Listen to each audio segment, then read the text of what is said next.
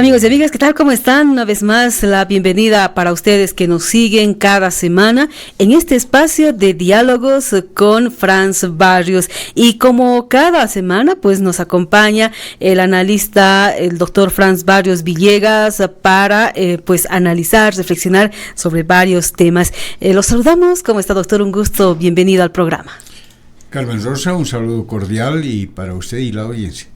Doctor, hemos conocido y a lo largo de nuestra permanencia aquí en el IPTK, pues sabemos que la institución tiene pues varios materiales de producción teórica y una de ellas tiene que ver también con lo social, pero además con 3 CCs que decimos que son las 3, en este caso, conciencia crítica constructiva. Háblenos un poquito porque es de eso que vamos a reflexionar y desarrollar el contenido, doctor. Sin llegar a un nivel de vanidad, creo que modestamente el IPTK en estos 50 años y sobre todo en el tema de la pedagogía liberadora, en la construcción de un nuevo pensamiento, de una nueva ideología, ha tenido lo que podríamos llamar pequeños inventos, ha forjado algunos conceptos sin crear palabras nuevas sobre las que ya existen, pero que pueden tener mucha significación en el fondo. Solamente doy 2 ejemplos para entrar al tema. Un aporte importante del IPTK, por ejemplo, en este nivel teórico, es haber desarrollado el término de dialéctica social. Vamos a hablar mucho de esto en otros programas. Va a ser una materia importante en el centro de formación que vamos a inaugurar ya pronto. Y el otro concepto de unos 5 o 6 que ha inventado el IPTK es la conciencia crítica constructiva, que ya podemos adelantar un poco, Carmen Rosa, en su significación. En el fondo está en el campo del conocimiento social. Tiene que ver con la inteligencia humana, con los productos que tiene esa inteligencia en términos conceptuales, pero también de un contenido abstracto, espiritual. Y la conciencia crítica constructiva, que yo sepa no ha tenido una formulación específica en ningún libro, nosotros modestamente hemos descubierto la significación de estas 3 Cs. Conciencia como un nivel elevado del conocimiento social, crítica porque tiene que basarse en la duda, en la investigación, en no estar comprometido con dogmas o con fundamentalismos, y constructiva porque tiene que ser un conocimiento profundo para construir, no para destruir, no para deshacer. Entonces, de manera muy simple, conciencia crítica constructiva, en el entendido que ha elaborado el IPTK, es la meta, es el objetivo final de todo un empeño que hace el IPTK en el campo de la lucha ideológica, es decir, en el campo de la lucha del conocimiento social. Esto como anticipo, por eso es que en este programa, saliéndonos un poco del margen formal de si es análisis de coyuntura o si es formación teórica, abstracta, difícil, quisiéramos más bien ensayar, sin dejar el método dialéctico de análisis, ensayar una especie de repaso de la ruta de la inteligencia humana entre 2 bandos, que es el subtítulo de este nuestro programa. Si el objetivo es llegar a la conciencia crítica constructiva, uno de los elementos de punto de partida es que despejemos en este programa, desde nuestro punto de vista, la oposición, el antagonismo entre materialidad y espiritualidad. Empezando, digamos, por este antagonismo, mucha gente confunde que hablar de materialismo en términos extremos, en términos exagerados, a uno le prohíbe indagar el campo de la espiritualidad. Por eso fácilmente dicen los materialistas son ateos, son inmorales, ¿no? Porque es un choque entre este producto que ha hecho la humanidad durante miles de años, que es el tema religioso, por ejemplo, o moral o científico, que se basa mucho en la espiritualidad, en la abstracción, frente, digamos, a un materialismo que, sobre todo después de Marx, apareció como antagónico, como enemigo, ¿no?, que enfrenta el idealismo. Entonces queremos destacar que nosotros no entramos en esa dicotomía absoluta entre materialismo e idealismo, y por eso creemos ya que el descubrimiento que podemos hacer en la vida de la humanidad es una combinación dialéctica y social entre materialidad, que no podemos negar, y espiritualidad. Entonces es apasionante hablar de esta confrontación aparentemente antagónica, excluyente el uno del otro, y decir, no, somos producto, en el caso por lo menos del ser humano, de la humanidad que vive en el planeta Tierra, una conjunción, aunque sea conflictiva, pero no puede haber espiritualidad sin una base material, en el caso del ser humano, y tampoco puede haber solamente, digamos, materialidad y que lo espiritual no sirve. Entonces, el primer desafío de este programa, Carmen Rosa, es descubrir que esta combinación constructiva entre materialidad y espiritualidad es uno de los grandes fenómenos extraordinarios de la evolución de la materia. Porque solo podemos hablar del planeta Tierra, solo podemos hablar de la vida en el planeta Tierra, y dentro de esa categoría de vida, de naturaleza, ver también que el ser humano es esa dualidad entre materia y espíritu. Se me viene a la mente cuando hablamos de materialidad y espiritualidad y principalmente si hablamos del ser humano tiene que ver la materia palpable, ¿no? Que algo que se toca, ¿no? Algo físicamente que se toca, y la espiritualidad tiene que ver con algo de idealidad, ¿no? Muchos confunden incluso que son ideas que no existe para muchos, ¿no? Entonces creo que va a ser interesante que podamos combinar estos dos conceptos para que podamos entender, doctor. Para llegar a esa conclusión. Y solo como ejemplo, a tal punto se llegó en el campo de la filosofía, y solamente hace 2 siglos y un poco más, en que un gran filósofo, que además fue precursor del marxismo, de Carlos Marx, fue Hegel. Y Hegel es conocido como filósofo padre del idealismo. Pero Hegel tiene la virtud de haber aportado teóricamente el tema de la dialéctica.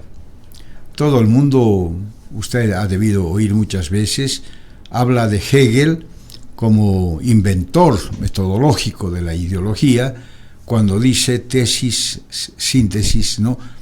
Tesis, antítesis, síntesis. Y ese es su pensamiento lógico filosófico. Sin embargo, pese a que ese aporte fue fundamental en ese momento, inspiró además a Marx para descubrir la dialéctica material, llega al extremo, no como podemos llegar nosotros, de todo lo contrario. Es decir, llega a afirmar Hegel que nada existe, solo existe la idea.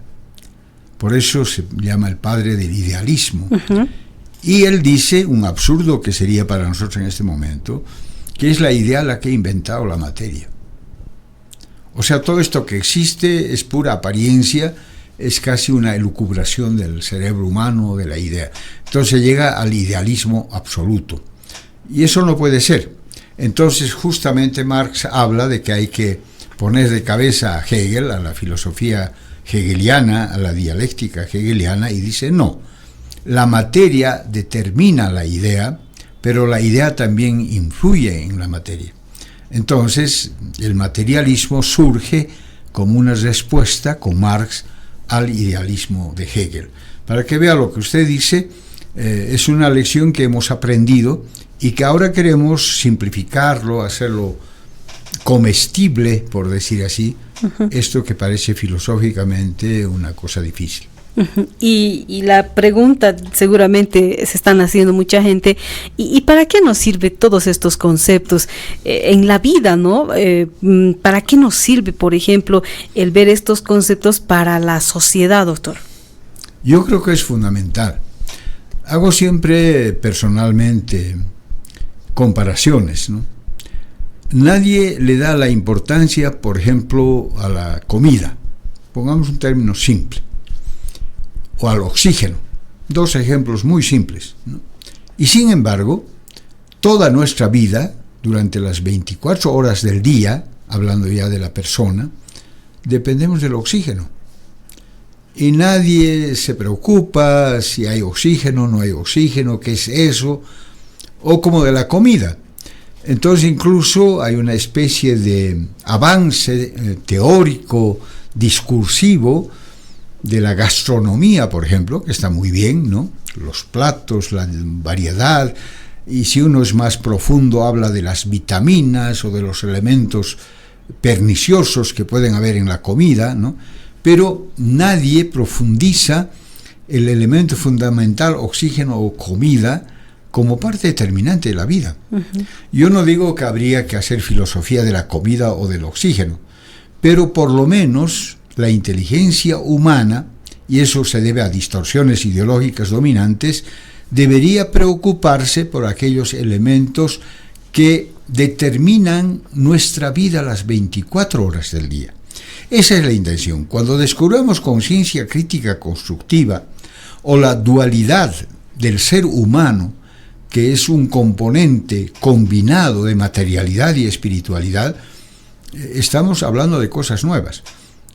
Hasta se van a aburrir de nuestro programa porque van a decir, ¿por qué no hablan de coyuntura, de cómo está el gobierno, cómo está la oposición, quién va a ser gobernador? Eso está muy bien, es campo que tenemos que examinar. Pero hemos dicho, también hablaremos de cosas que no crean tanto interés porque hay una especie de exclusión, no es maquiavélica, no es medida por la inteligencia humana para decir hay que ocultar aquello, es casi insensibilidad, ¿no? Casi descuido. Deberíamos nosotros, esta es la nadar contracorriente en el caso de la pedagogía del IPTK, examinaremos también aquellos elementos que parecen inocuos, inútiles, superficiales, porque así como el oxígeno, el aire, el agua, la comida, son elementos fundamentales de la vida de la persona. Bien, ahora empecemos, doctor, ya con el desarrollo de estos conceptos. ¿Y cuál es nuestro elemento de partida? El primer elemento es la vida.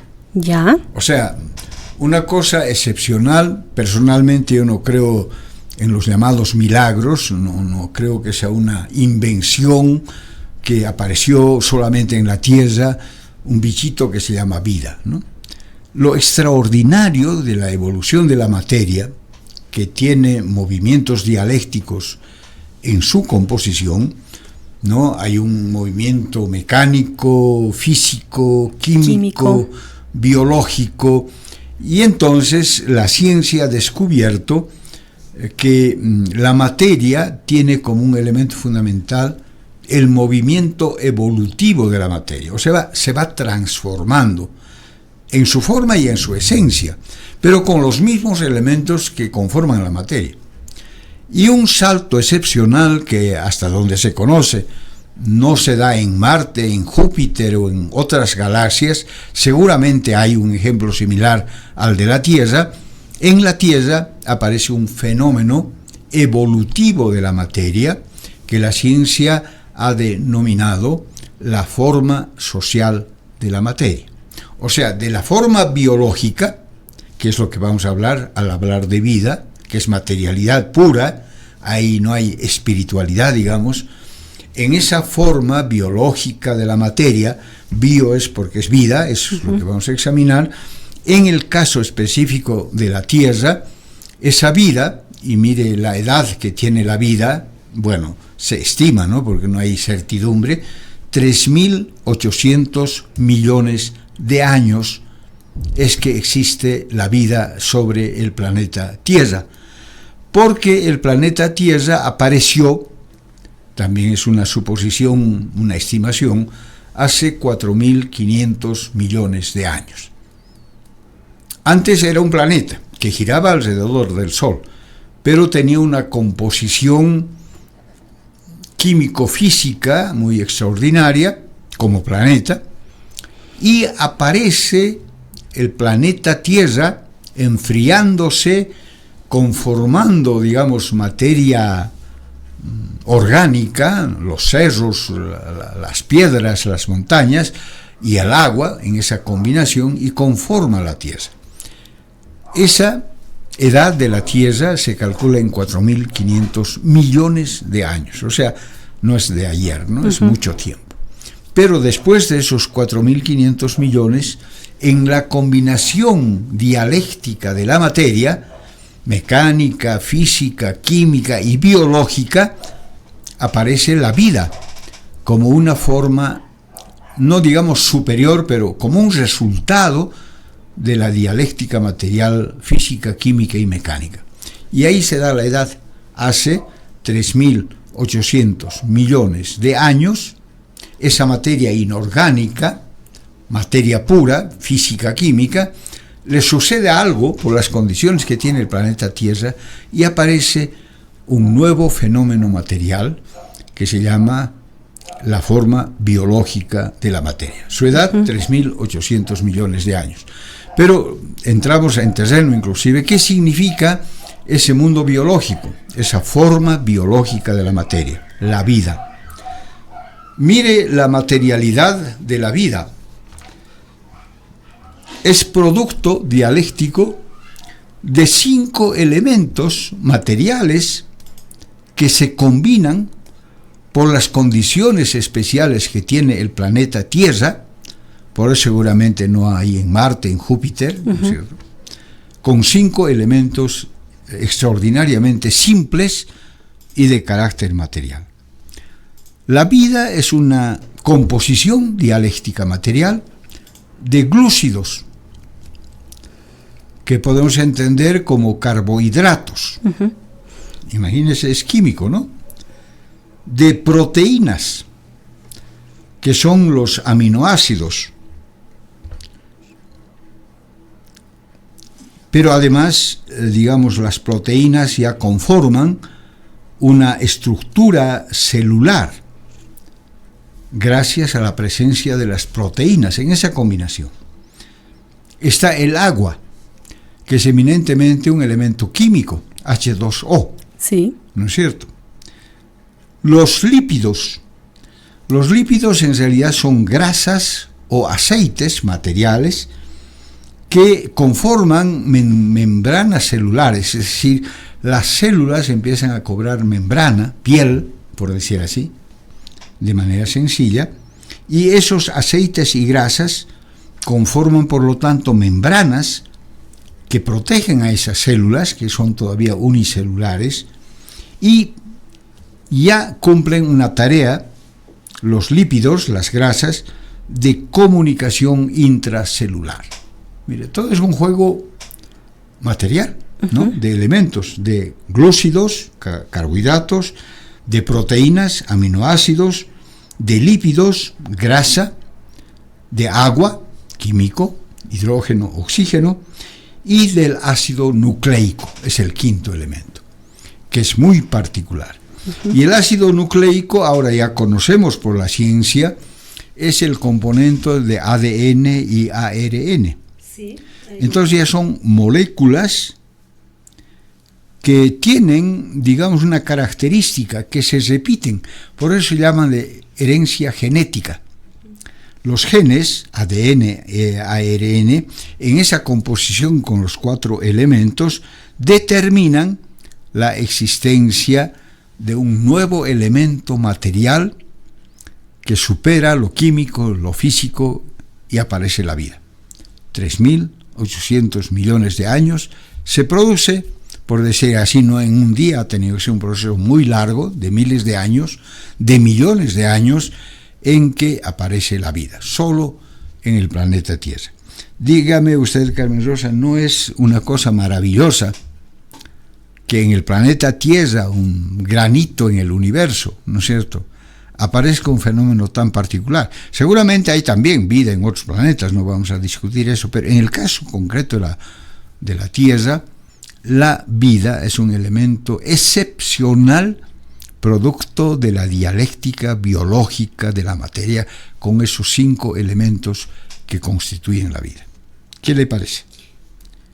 Así es, doctor. Sin embargo, nos recuerda también algunos talleres de formación que usted mismo nos explica de que la vida, así como fenómeno excepcional de este mundo, pues está conformado tal cual usted ha detallado, ¿no?, de cada uno de esos elementos y que tienen diferentes funciones, ¿no?, diferentes funciones que hacen que nosotros vivamos, ¿no?, y que esa vida pues también mejore, que esa no solo físicamente o como materia, sino también de manera espiritual, doctor. Eso no va a aparecer todavía, mira, ya estamos hablando de 3.800 millones de años. La espiritualidad, si podemos llamar así, aparece con el ser humano. Y el ser humano es de antes de ayer nomás. Uh-huh. La vida es antigua, 3.800 millones de años. El ser humano es hace 6 millones. 6 millones porque es una ramita del mundo biológico. Se separa esa ramita de otras especies, de otros tipos, y aparece, digamos, que también vamos a hablar cuando hablemos del ser humano, ¿no? Entonces, lo excepcional para pasar este primer punto de la materialidad de la vida, que es la, digamos, situación excepcional, pero no podemos llegar a la simplicidad de decir, no por arte de magia aparecen 5 elementos, se juntan, ¡pum!, aparece la flor que es la vida. No es así, porque eso tendría que haberse dado en Júpiter, ¿no es cierto?, en Marte o no sé dónde. No, en el caso de la Tierra, los otros elementos que provocan esa explosión de la dialéctica material para generar la vida se da por otras condiciones. La misma situación de la Tierra. Sí. La temperatura, la atmósfera, la gravitación alrededor del Sol, el calor que viene desde el Sol, etcétera. Es decir, hay acompañamiento de otras condiciones excepcionales para el caso de la Tierra, para que estos elementos que están flotando ahí, digamos, en cualquier otro planeta pueden haber también estando flotando elementos químicos. En el caso de la Tierra, por las condiciones específicas del planeta Tierra, se produce esta explosión material biológica que determina la existencia de la vida. Ahí cerramos el primer elemento. Ya, el punto de partida. ¿Cuál sería su conclusión? Somos materia. Somos materia, ¿no? Porque esa es nuestra cuna, nuestro origen. Además, porque, a ver, como en un término común, somos palpables, ¿no?, físicamente. Entonces, ahí creo que está el mejor ejemplo, doctor. Sí, pero incluso usted está hablando, cuando dice eso, de la macromateria.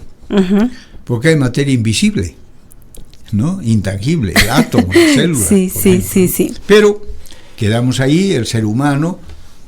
Digamos, la vida como tal aparece como una variedad con estos 5 elementos combinados en las condiciones especiales que tiene la Tierra. Bueno, pasaremos al segundo paso.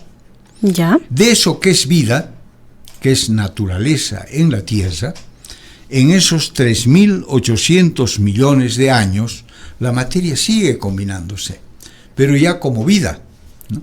Entonces la vida se expande, se reproduce, pero también se desarrolla en diferentes variedades de la vida.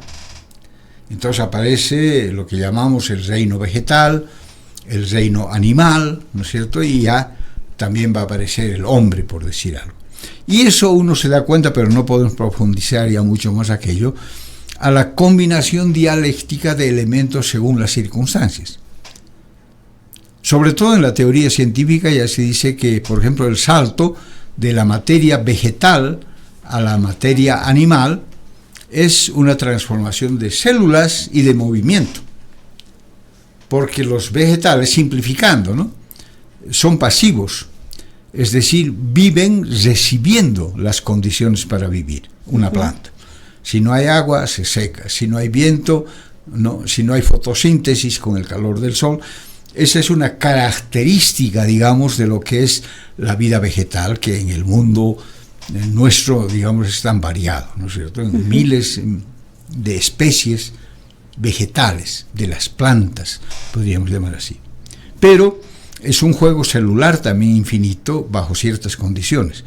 Una de las desventajas, podríamos llamar, de la forma vegetal de la vida es que no se mueve. Por eso es pasivo, recibe las condiciones. Cuando la dialéctica de la materia permite el desprendimiento, estoy simplificando, del mundo vegetal a buscar para su subsistencia otros elementos, como vegetal todavía, al moverse se desprende y nace el reino animal. O sea, el movimiento buscando condiciones para sobrevivir va a generar poco a poco, millones de años, lo que van a ser, digamos, los vivos animales, en una variedad también infinita, cobrando características en sus brazos, en sus piernas, en su cuerpo, incluso en el cerebro que va a aparecer en el reino animal, digamos, ¿no? Entonces, es una maravilla descubrir esa expansión de las formas vitales ya de la materia, llámese animal, llámese vegetal, etc. Y vale la pena, para descubrir dónde nace el ser humano, la novedad es que nuestro tatarabuelo fue vegetal, ¿no es cierto?, pero nuestro abuelo fue animal, ¿no? Sí, sí. Porque también el animal se desprendió, digamos, un poco de lo vegetal. Entonces, el ser humano se define ahora por la ciencia como una unidad dialéctica de lo biológico y de lo social. Por tanto, aquí hay un triángulo que sería muy lindo explicar en una pizarra, pero vamos a tratar de describir el triángulo para mostrar entonces la progresión en términos de tiempo y de composición material de ese bichito que ya dentro de la vida cobra su especificidad como ser humano inteligente, el Homo sapiens. Bueno, ¿qué pertenencia tenemos en la vida, en el triángulo de la vida, de esta evolución vegetal, animal, etcétera? Primero, pertenecemos al reino animal. Sí, eso es. Pero nuestro tatarabuelo es vegetal. Ajá. ¿No es cierto? Porque Sí. nos hemos desprendido para ser animales. Y ese es un reino. Y eso es esta gracias. es una clasificación ya científica. Y eso es gracias a la evolución, ¿no, doctor? Todo es evolutivo, pero de la materia. Sí. Y evolución, bueno, dialéctica material es simplemente combinación infinita de elementos. Eso Ya. es, ¿no? Bueno, entonces aparece el reino animal, después del vegetal. Ese reino animal se diversifica y genera distintos tipos. Vamos a sintetizar. Uno de los tipos es el vertebrado, porque hay animales que no son vertebrados, ¿no es cierto? Y el hombre ya pertenece a una de las ramas de los animales como tipo, y se ha clasificado científicamente que del reino animal el tipo que le corresponde al ser humano es el vertebrado. O sea, es un paso evolutivo que nos separa de otros animales no vertebrados. ¿A qué clase pertenecemos? A los mamíferos. Y bueno, no vamos a dar una explicación detallada de qué significa mamíferos, pero ya es otra ramita, ¿no? De los vertebrados a los mamíferos, porque hay otros que no toman leche, digamos, simplificando, ¿no es cierto? Nosotros ya somos mamíferos. Y luego entramos a un orden, o sea, está el reino, el tipo, la clase ya es de mamíferos, pertenecemos a la clase de los mamíferos.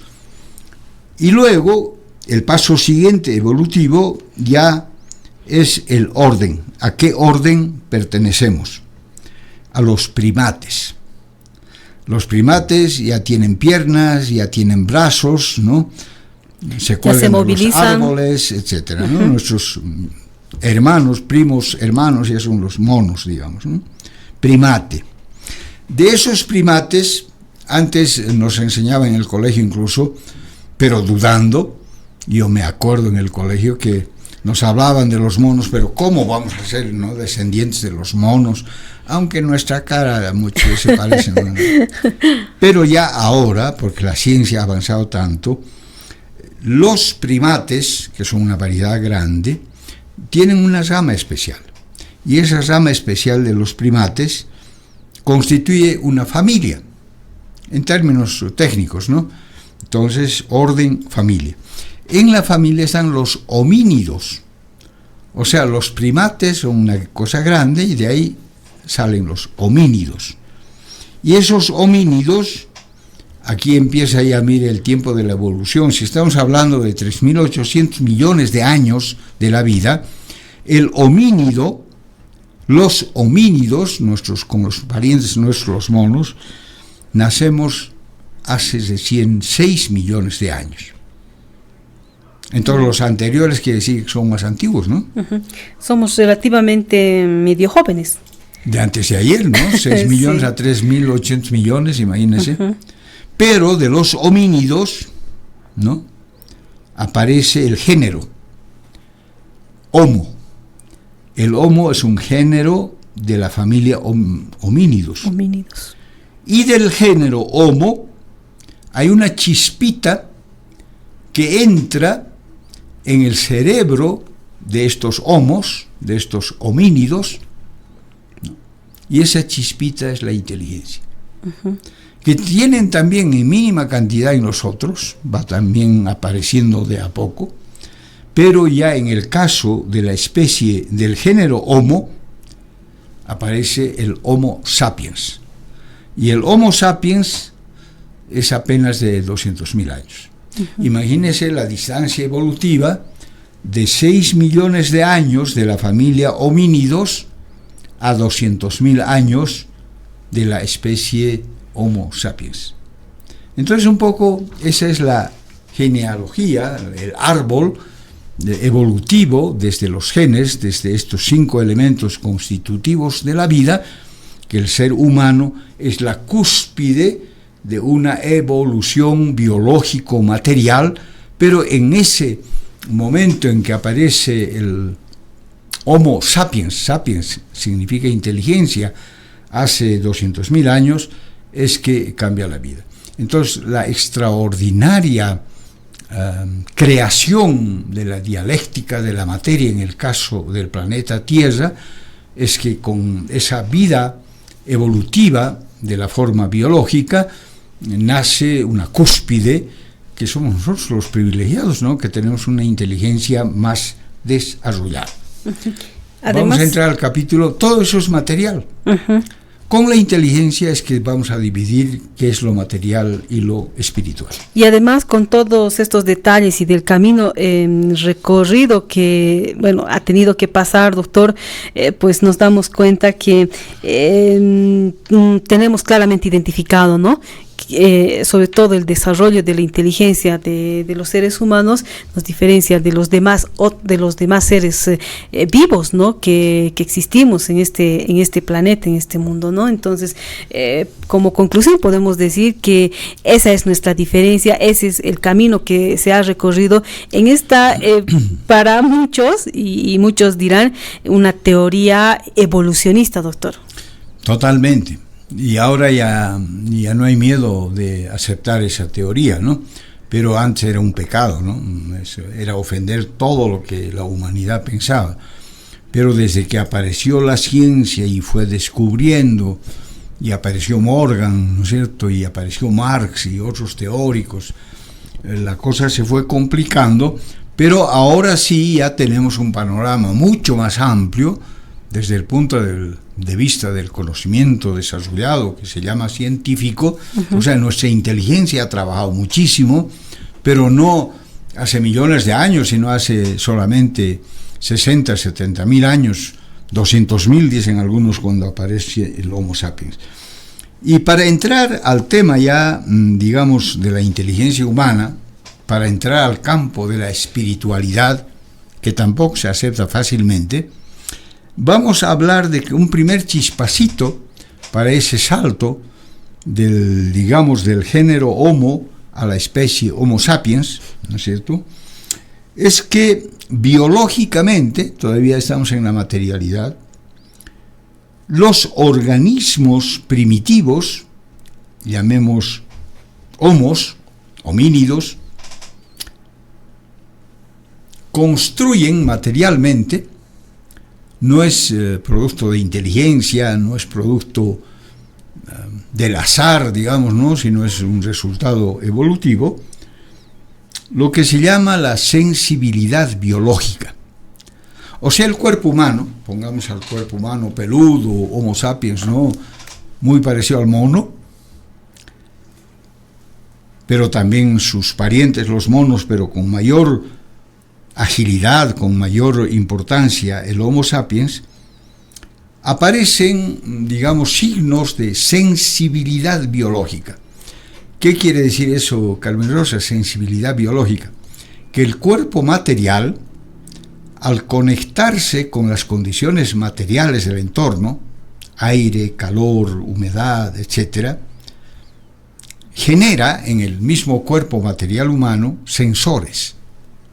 Por eso se llama sensibilidad biológica. Sensores en los organismos primitivos, como es el Homo. Y esos sensores tienen dos misiones. Bueno, ahora ya la ciencia determina eso. Primero, detectan nucleótidos, o sea, elementos químicos. Pero ya ese sensor humano empieza a captar esos elementos, ¿no? Entonces, eso va a generar inteligencia, porque capta y selecciona, ¿no? Esto no, esto sí. Pero además, el segundo sensor es la orientación en el espacio. Exagerando, la piedra no se orienta, está quieta, ¿no es cierto? Los animales ya no se mueven, las plantas también ya tienen sensores. Pero en el caso del ser humano, ese segundo sensor genera, mire, el principio de todo, sentidos. Por eso se llaman sensores, ¿no? Sentidos. ¿Cuál cree usted que es el primer sensor o sentido que el cuerpo material, ciego todavía, crea, inventa, se produce una cosa nueva en el ser humano, incluso en los animales, ¿no? El sentido de la vista. La vista. Hay en ese programa Cosmos, que hemos querido mostrar siempre, hay un capítulo muy lindo. ¿Sabe usted que los animales, el reino animal, en términos genéricos, digamos, era ciego? ¿No? Incluso los peces, los que vivían en el mar, etcétera, no tenían vista, pero tenían otros sensores que detectaban su ubicación, digamos, ¿no? Pero por la necesidad en plena oscuridad, digamos, de las profundidades del mar, el organismo, por exigencias químico-físicas, digamos, empezó a crear estos sensores y entonces apareció la vista. Ahora todavía hay animales o seres que no tienen vista, pero tienen otras antenas y orientan también su ubicación en el espacio. Pero no vamos a ir a tanto detalle. Mire, lo maravilloso es que ya hemos bajado de la vida, digamos, al ser humano. El ser humano es una especie muy particular en el planeta Tierra, pero el saltito de esa especie que es el Homo sapiens, porque de ahí empieza nuestra vida, 200.000 años aproximadamente, es lo que nos toca vivir, seres humanos inteligentes, con 5 sentidos, con cerebro desarrollado. Entonces, nuestro siguiente capítulo, en esta relación, digamos, en esta ruta evolutiva del ser humano, es que nuestros sensores, nuestro sistema nervioso empieza a acomodarse en nuestro cuerpo, a diferencia de otros animales de otras especies, en el grado evolutivo que caracteriza ahora al ser humano inteligente. Y ahí 2 papeles fundamentales para separarnos de los otros, de nuestros vecinos y parientes. Es el desarrollo del sistema nervioso y principalmente del cerebro. Pero, y aquí para ya encontrar los caminos separados, pero complementarios, es que en ese capítulo de sensores que llegan al cerebro y al sistema nervioso, en esos 2 mecanismos, sistema nervioso, porque el cerebro es parte del sistema nervioso, aparece otro elemento fundamental, ¿no? Que es la producción de órganos materiales que están en el sistema nervioso y en el cerebro, pero lo que hacen genera un producto que ya no es material. A eso le vamos a llamar social, y a eso le vamos a llamar espiritual. Porque usted, supongamos que ya entrando un poquito a este otro capítulo tan interesante, ¿qué es lo que nos caracteriza a los seres humanos manejando ya el sistema nervioso y el cerebro? Todavía materialidad, pero para producir espiritualidad. ¿Qué cree usted? Y vamos a entrar al otro tema que es el final, es el de la conciencia, del conocimiento social. Podría ser tal vez primero... que es todavía parecido incluso a los animales. Es el lenguaje. No. Podría ser el lenguaje. Más tardecito, sí. Más tardecito. A ver, comparemos así porque es muy lindo aprender esto. ¿Qué es lo que más se destaca en un perrito, en un perro? En la relación que tiene el perro entre los perros o con el ser humano. ¿Qué capta usted como un elemento así específico del perro que dice, ay, este perrito es cariñoso? La actitud que demuestra, ¿no? El cariño que demuestra al amo. Cariño. Ajá. Y eso es emoción. Sí, ajá, es emoción, ajá. Y se vuelve sentimiento. Cuando hablan que el perro es el ser más leal, ¿de qué está hablando? De sentimiento. De sentimiento, sí. Que se alimenta en la emoción. Deben tener granitos de inteligencia, pero son todavía operaciones del sistema nervioso o del cerebro en la interrelación con los otros seres, ¿no es cierto?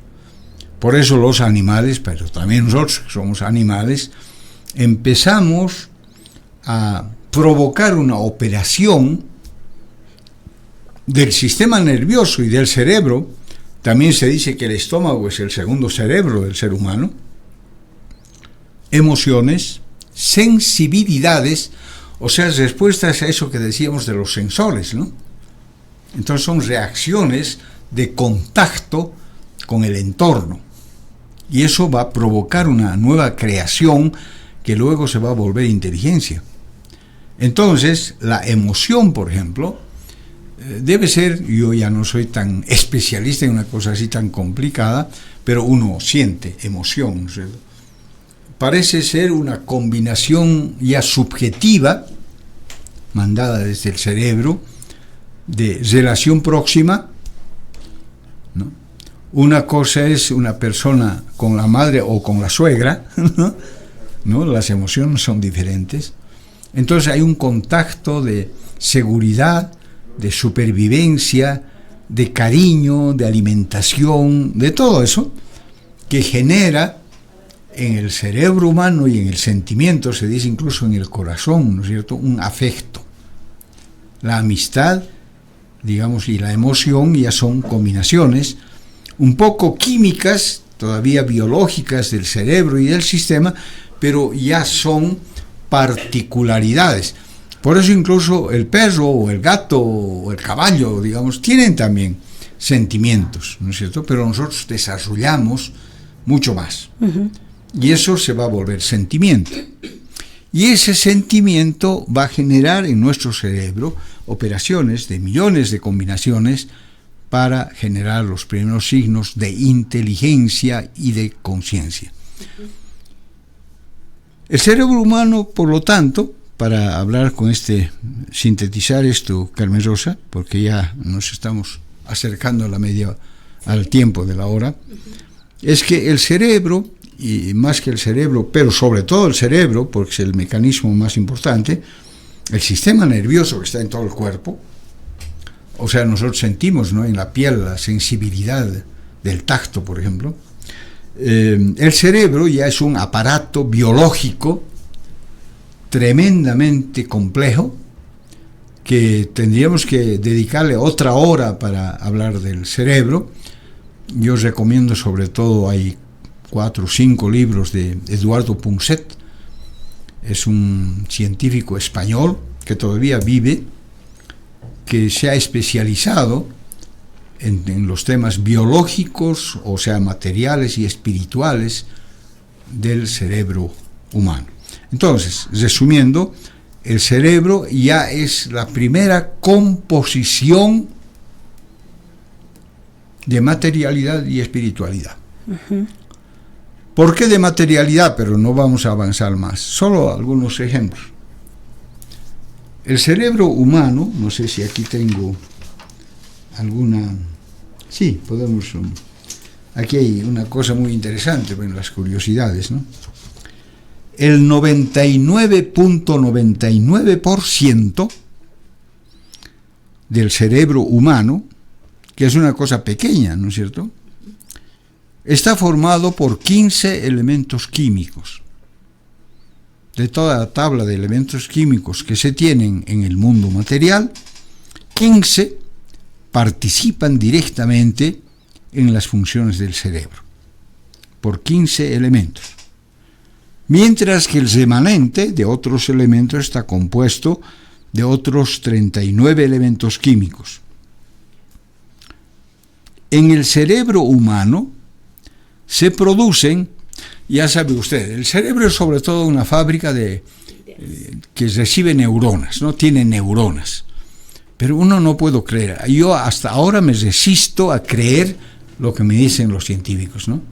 En este cerebro tan pequeñito que tenemos, hay 200.000 millones de neuronas. Uno no puede creer, ¿no? En tan pequeñito. Tan pequeñito. Y aquí la nota dice, la ficha, se producen 100.000 reacciones químicas por segundo de esos 15 elementos químicos. O sea, imagínense, es un cerebro loco. Que está en movimiento, ¿no? Constante, sobre todo. Reacciones químicas, choques, ¿no?, de elementos químicos, nitrógeno, oxígeno, ¿no?, etcétera, por segundo. El cerebro, dice, es como un transmisor de radio, usted conoce muy bien esto, que emite señales eléctricas. Y Punset dice, gastamos lo que gasta un foco, como electricidad. O sea, una cosa tan maravillosa gasta como un foquito de una habitación. 5 sustancias químicas importantes actúan en el cerebro. El cortisol, para el estrés, la adrenalina, que es excitación, la noradrenalina, que es la atención, la serotonina, que es un comodín. Entonces, estamos constituidos en el cerebro por neuronas, por hormonas, por neurotransmisores, por conexiones que llaman sinapsis, de esos 200.000 millones de neuronas que están agitándose en el cerebro. Últimamente incluso han descubierto que también el estómago es un segundo cerebro que tiene también neuronas.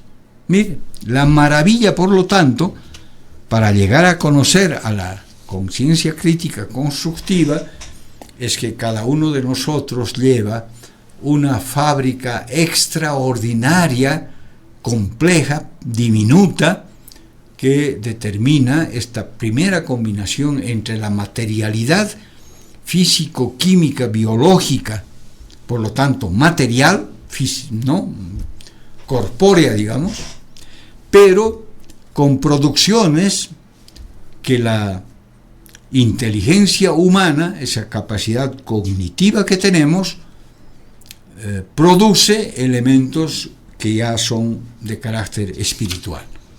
Uh-huh. Pueden producirse, yo por ejemplo tengo una teoría, tengo una utopía, un sueño, una idea, eso ya no tiene cuerpo. Algunos dicen sí, sigue siendo energía, puede ser, pero la espiritualidad está en que solo sobrevive en la memoria de la gente, en el recuerdo, cuando escribe un libro, cuando es un ejemplo, el Che Guevara o Jesucristo. No hay una especie de memoria colectiva que va reproduciendo imaginativamente aquellos ejemplos paradigmáticos que, digamos, la propia humanidad ha producido. Y como el desarrollo científico se ha expandido por todo lado, somos especialistas en todo, digamos, ¿no? Todo ese, digamos, toda esa maraña de superdesarrollo del conocimiento científico humano, de seres ya inteligentes como somos, en el fondo siguen funcionando como materialidad a través del cerebro y del cuerpo humano, pero sus productos ya son emociones, sentimientos, inventos que no existen. Digamos, de la mitología se imagina un caballo y le pone un cuerno y es el unicornio, eso no existe, pero el cerebro ha inventado ese ser que no existe. Eso uno no puede decir, eso es materialidad, no existe, manacancho, ¿no es cierto? Entonces hay una combinación ya extraordinaria. No sé si estamos a pocos minutos, pero la conciencia crítica constructiva es la culminación de la subconsciencia, de la inconsciencia que todavía gobierna nuestra vida en un 99%, o sea, somos seres subconscientes. Respiramos, soñamos, dormimos, ¿no es cierto? Casi todo es subconsciente en nuestra conducta humana, pero el pequeño espacito que tenemos ya es conciencia, porque nos damos cuenta del otro, del entorno, ya reflexionamos, producimos ideas, inventamos cosas, vemos espejismos, ¿no es cierto?, creamos paradigmas, ya anticipando una mala novedad. Todo eso vuelve al mundo falso, porque finalmente el dólar es falso, no existe, es una convención intelectual para aceptar que un billetito tenga valor, ¿no? Claro, no vamos a entrar ahora en economía, pero la espiritualidad que nosotros llamamos ideología al final de cuentas, ¿no es cierto?, porque es conocimiento social abstracto, ideal representativo de la realidad, ha armado tantas cosas en la humanidad, digamos, que a eso vamos a la conciencia crítica. Si la conciencia crítica no es una reconquista reflexiva de nosotros para decir conoceremos más a fondo, dudaremos de todas las cosas, desharemos mitos y leyendas, cuestionaremos fundamentalismos falsos, pincharemos con una aguja el globo de la imaginación, no que es el espejismo, que es la mentira, ¿no es cierto?, que es la apreciación falsa. El ejercicio de generar conciencia crítica constructiva casi es seleccionar lo válido que debería tener la espiritualidad, derrotando aquellas espiritualidades falsas que produce normalmente el cerebro humano. Doctor, una consultita y ya casi para concluir. Sí. Usted nos ha señalado que la espiritualidad es individual. ¿Y cuándo se convierte en colectiva, doctor? Automáticamente. ¿Ya? ¿Cómo usted cree que ha surgido lo que ya en el campo de la ideología, porque finalmente ideología es conocimiento social, o sea, es el producto de la inteligencia humana, cuando eso ha generado, por decir así, especialidades en maneras de conocer y de pensar? En ideología eso se llaman regiones. Entonces la primera región, para hacer un minutito solamente de explicación, es el aprendizaje de tu propia vida. Y eso hace diferentes al campesino, al urbano, al intelectual, a todo el mundo. Cada uno tiene su escuela de la vida. En la escuela de la vida del campesino, la primera producción mental es resumir en su inteligencia lo que vive y lo que hace. Entonces sabe sembrar, sabe segar, sabe cavar, sabe cultivar. Ese es un desarrollo científico del campesino, que creemos que es ignorante, que es bruto. Es un científico, porque ha sacado el jugo, gracias a su inteligencia, de su propia experiencia humana. A eso ahora los científicos le van a llamar usos y costumbres, pero es el primer producto intelectual incorpóreo de la materialidad de su conocimiento social. Miren. Pero no solo eso, cuando ya no puede y se asusta del trueno, o de la lluvia, o de la noche, o del animal peligroso, va a crear, va a inventar creencias, o sea, va a creer en fuerzas sobrenaturales. Las creencias con el tiempo se van a volver religiones. Porque no es solamente una religión, que es la católica, ¿no? Uh-huh. Dios Todopoderoso crea todo lo que sabemos, o cristianos católicos. No, hay varias religiones, pero también hay religiones monoteístas, ¿no? Que creen en un solo Dios, digamos. Entonces, un paso evolutivo también ya de la inteligencia humana es que sacan ciencia de su experiencia, conocimiento, pero cuando ya no pueden explicarse eso, fácilmente extrapolan lo que no comprenden a fuerzas sobrenaturales. Entonces eso se va a volver creencia, incluso van a matar una oveja para que les vaya bien, o van a poner la tierra en el suelo diciendo que sea más fértil la tierra. Parece tontera todo eso, pero es una convicción ideológica de esa gente por sus condiciones de vida. Entonces de esa manera se va a evolucionar la religión, por ejemplo. Bien, doctor, hemos llegado al final de nuestro programa. Hemos recordado en algunos instantes, incluso hasta las clases de estudios sociales, ¿no? Que en el que se aborda el tema de la evolución del ser humano y demás. Bueno, la próxima semana pues nos volvemos a reencontrar para seguir conociendo más conceptos, doctor. Yo decía, Jimmy, extra micrófono, que yo quería examinar ahora geopolítica, porque estamos en los días fatales en el mundo entero de que si hay tercera guerra o no hay estos días, ¿no? Uh-huh. Mañana, pasado mañana. Usted sabe que se están reuniendo en la capital de Pakistán Estados Unidos e Irán.